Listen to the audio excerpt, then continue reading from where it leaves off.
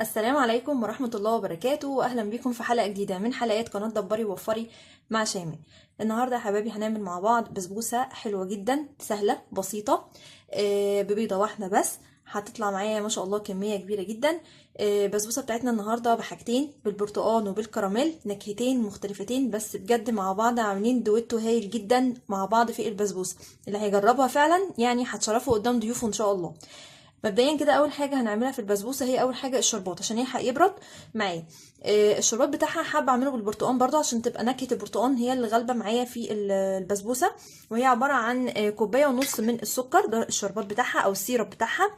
كوبايه ونص من السكر، وكوبايه من عصير البرتقال، وكوبايه من الميه، وشريحه من البرتقال. خلاص، هنزل كده بكوبايه من عصير البرتقال زي ما قلت لكم، بسم الله الرحمن الرحيم، وكوبايه من الميه، تمام، على كوبايه ونص من السكر. وهحط كمان شريحه من البرتقال كده بقشرها عشان تدي نكهه البرتقال حلوه. وهحط طبعا كل ده على النار لحد ما يغلي ويقعد معايا ويبقى شربات زي الفل معايا. نيجي بعد كده بقى نشوف مقادير البسبوسه هتبقى عامله ازاي. بالنسبه بقى لمقادير البسبوسه بتاعتي عباره عن ايه؟ مقادير سهله جدا ومتوفره في كل بيت. معايا هنا كوبايتين من دقيق السميد اللي هو دقيق البسبوسه اللي احنا بنجيبه، او السميد الناعم او الوسط، ما تجيبيش الخشن، مش هتنفع معاكي الخشن، هتبقى مرمله قوي معاكي، مش هتبقى حلوه. يبقى كوبايتين من السميد، معاهم باكو من البيكنج باودر بمقدار 16 جرام، تمام، يعني معلقه كبيره من البيكنج باودر. معايا بقى يعني المقادير تتحفظ صم، يعني ما فيهاش اي حاجه. نص كوبايه عصير برتقال، نص كوبايه زيت، نص كوبايه حليب، نص كوبايه سكر، كله نص نص نص، تمام. وبيضه واحده زي ما قلت لكم في اول المقادير، وفي اول في اول الحلقه. ومعايا بشر برتقال، ومعايا رشه من الملح، ومعايا طبعا الفانيليا عشان ايه برضو تعزز النكهه شويه. خلاص، يلا بينا بقى نشوف هنعمل البسبوسه الحلوه دي ازاي. اول حاجه معايا في البوله بتاعتي كده هجيب البيضه، بسم الله الرحمن الرحيم. هحط بيضه واحده بس يا جماعه، وهتعمل معايا ما شاء الله كميه حلوه جدا من البسبوسه. واحط كمان رشه فانيليا، او نقطه كده من الفانيليا اللي هي السايله، او الفانيليا اللي هي البودر. نص كوبايه من السكر، تمام. وبالمضرب اليدوي كده هتضربي كويس قوي السكر مع البيضه لحد ما يمتزجوا مع بعض. بعد ما خلاص خلطت كده البيضه مع السكر مع الفانيليا كويس، هنزل بقى بنص كوبايه من الزيت، بسم الله الرحمن الرحيم كده. هخلط كويس قوي برضو الزيت. وبعد كده نضيف بقى كل حاجه تحطيها، ما تحطيش كله على بعضه عشان يعني لما تيجي تخلطي تعرفي تخلطي حاجه حاجه كده، واخلطيها كويس. وبعدين ارجعي حطي حاجه تانية. هحط بقى الزيت كده زي ما انتم شايفين، خلطته اهو واندمج مع الايه، مع المقادير بتاعتي. هحط بعد كده نص كوبايه من الحليب كده، واخلط برضو كده. وبعدين نص كوبايه من عصير البرتقال كده، وهنزل كمان بالبشر بتاع البرتقال، تمام. واخلط بقى كده المقادير مع بعضها. بعد كده هحط رشه من الملح، رشه صغيره كده من الملح، واخلط برضو. وبعدين بقى معايا هنا الكوبايتين من السميد زي ما قلت لكم، بسم الله الرحمن الرحيم. هنزل بيهم كده حبه حبه اهو بالطريقه دي. احط كمان معايا باكو كامل من البيكنج باودر، او معلقه كبيره من البيكنج باودر كده. وانزل بالكميه التانيه من السميد زي ما انتم شايفينها، ما خدتش مني 5 دقايق وانا واقفه عملتها. مفيهاش اي حاجه، وسهله جدا وبسيطه جدا جدا. لو ما عندكيش عصير برتقال اعمليها بالفروتي اللي هي العصير اللي هو البودره ده، ودوبيه بشويه ميه واشتغلي بيه، بيدي برده نتيجه جميله جدا. كده هقلب الخليط كله مع بعضه، واحضر بقى الصينيه بتاعتي وارجع لكم تاني. معايا هنا صينيه مدهونه بماده دهنيه بزيت. مقاس الصينيه دي حوالي 28 سنتي، قطرها 28. طب هعمل ايه دلوقتي؟ بقولك دهنتها بدهنه زيت، وهنزل فيها بالخليط بتاعي. طبعا الخليط بتاعي ما تقلقيش ان هو بيبقى سايل كده، يعني ده العادي بتاعه، هو هيتقل معاكي في الفرن ان شاء الله هيبقى زي الفل، ما تخافيش. وبعدين كمان الخليط بتاعي مش ما هو سميك يعني.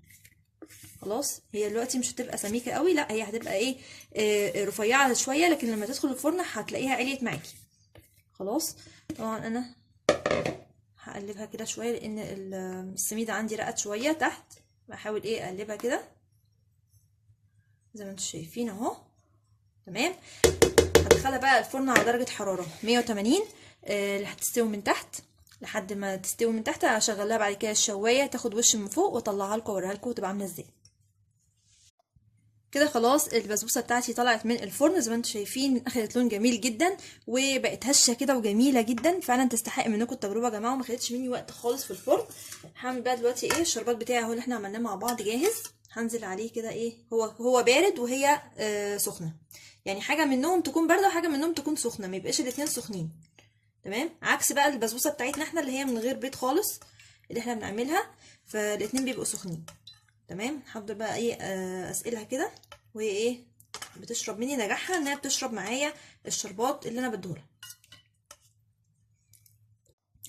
كده خلاص سقيتها بكل الشربات اللي معايا، الكميه كلها اللي انا عملتها. في بقى خطوه اختياريه دلوقتي معانا. انا هعمل لها صوص كراميل ازينها بيه من فوق زي ما قلت لكم في الاول ان انا هعمل كيكه بنكهتين البرتقال والكراميل.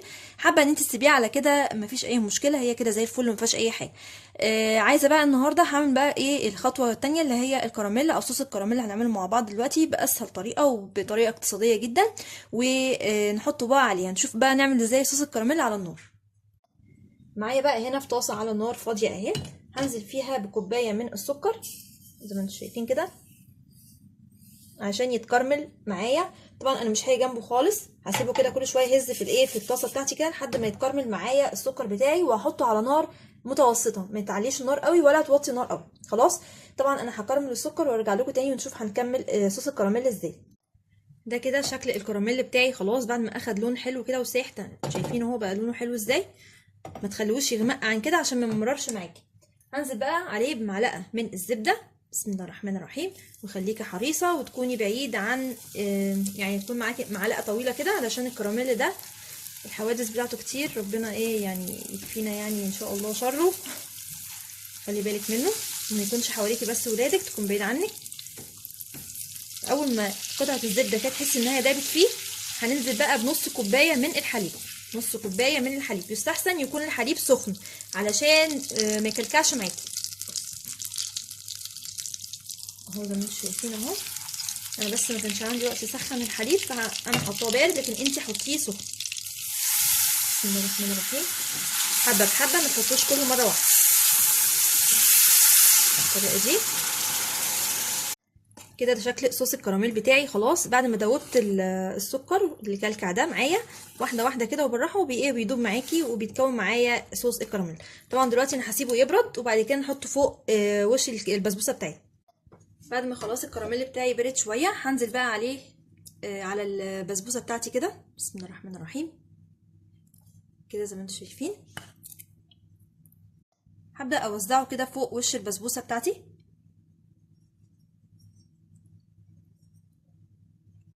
معايا بقى خطوه اختياريه كمان بعد ما عملت الكراميل، هي الشوكولاته البيضاء. انا مسيحه هنا شوكولاته بيضاء هي على حمام ميه. انا كنت هعملها بس قلت اعملها قدامكم برضو. وحطيتها في كيس ثلاجه وخرمت خرم صغير كده، وهبدا بقى كده ايه انزل بخطوط رفيعه خالص كده بالطريقه دي زي ما انتم شايفين. هتديكي شكل حلو جدا برضو مع الكراميل.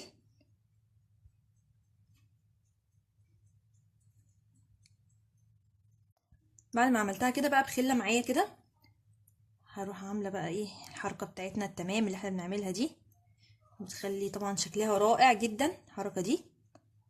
بخله هفضل رايحه جايه كده بيها، وكده خلاص خلصت معانا الوصفه بتاعتنا. وده كده الشكل النهائي يا حبايبي للبسبوسه بتاعتنا النهارده اللي بالبرتقال والكراميل، النكهتين مع بعض. قد ايه طعمها طبعا خطير وجميل جدا. طبعا هقطع لكم منها حته دلوقتي واوريكم قد ايه جمالها من جوه.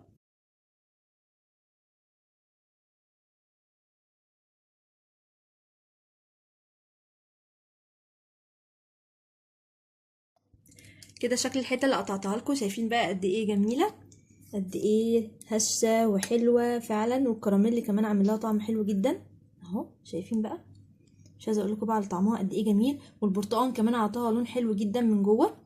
بس كده يا حبايبي، يا رب تكونوا عجبتكم الفكره بتاعت النهارده او الوصفه بتاعت النهارده. اوعوا تنسوا بقى تعملوا لايك وشير واشتراك للقناه. اوعوا تنسوا تفعلوا الجرس عشان يوصل لكم كل الجديد من فيديوهاتي. اشوفكم في فيديو جديد. باي باي.